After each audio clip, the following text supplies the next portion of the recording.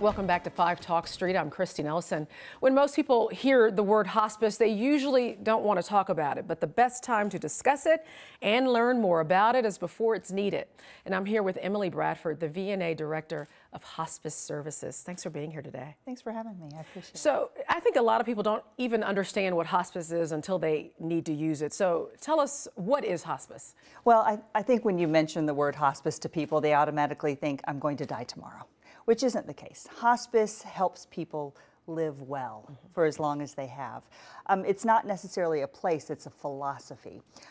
You know, in the healthcare industry, we have all kinds of services, from pediatric to obstetrics, and we have hospice.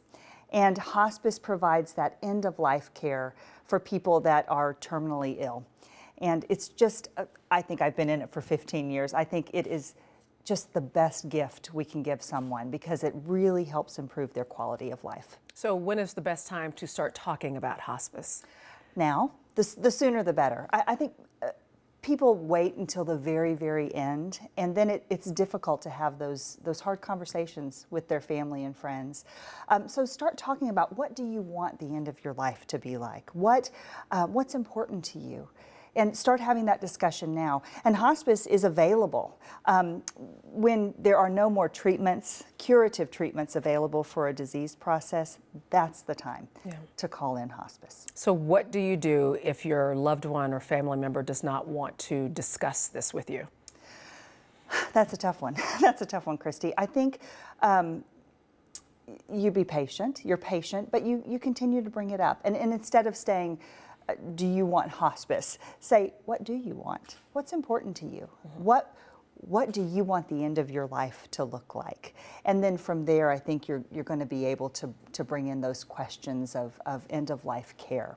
And if you can't do it, we have plenty of people that can help you. We have very qualified doctors, nurses, social workers that can come in and visit with you and your family member about hospice. And sometimes it is the patients themselves who initiate this discussion and the plans for it. Absolutely, absolutely. So what is the process to get started receiving hospice care, the VNA hospice program care? Well, what we do is you'll get a recommendation from your doctor, your primary care physician, saying that if the disease progresses, you probably have 6 months or less.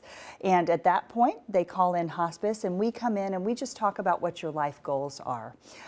What do you want for end-of-life care? And at that point, we begin to provide a full team of people. We provide a hospice physician, a skilled nurse, a social worker to deal with psychosocial issues, a chaplain or spiritual guide to help with all the spiritual issues that are related. We really come in as a team to walk the patient and the family through this end-of-life process. Is this something that most patients or families are taking advantage of now? You know, they're really not, Christy. They're not. I think because, like you said, hospice, when you say the word, it scares people. But I always tell people, I've been doing this for 15 years, and I say it is such a privilege to bring children into the world, but what a privilege to help people go through the end of their life without suffering and meeting the kind of quality relationships, having the kind of quality relationships that they want at end of life. So I think it's a fear issue, and I also think it's lack of knowledge. So if you have any questions, don't wait till the very end. We will come in and we will care for someone within the last 24 hours of life gladly. But how much better would it be if we could come in 6 months beforehand, build relationship, find out what's important to them, and walk them through the process? So what happens if a person's health improves, if they start this process and then they actually get better? I think that's the best thing in the world. I always tell people, if I can kick you off of hospice, I want to do it. So I think that's just a wonderful thing. If their health improves, then we discontinue hospice services. And if it begins to decline again, they can come back on at with no penalties to them. And I think I should also ask about cost, because I believe that there are people who possibly believe they can't afford this service. Absolutely, and that is the wonderful thing about VNA Hospice. We're nonprofit, so there are benefits. There is a Medicare benefit for hospice. Most insurances have a hospice benefit, but if you can't afford it, VNA Hospice, we will take anyone, and we will provide the same excellent, high-quality care. And that is something that I'm just so proud of with our organization. We served over 60 people that could not afford hospice care last year, and that was just a huge blessing for us. Well, thank you so much for explaining it all. Yes. And thanks for being here. Thank you. To learn more about the VNA, visit www.vnatexas.org. And don't go away. More to come on 5 Talk Street.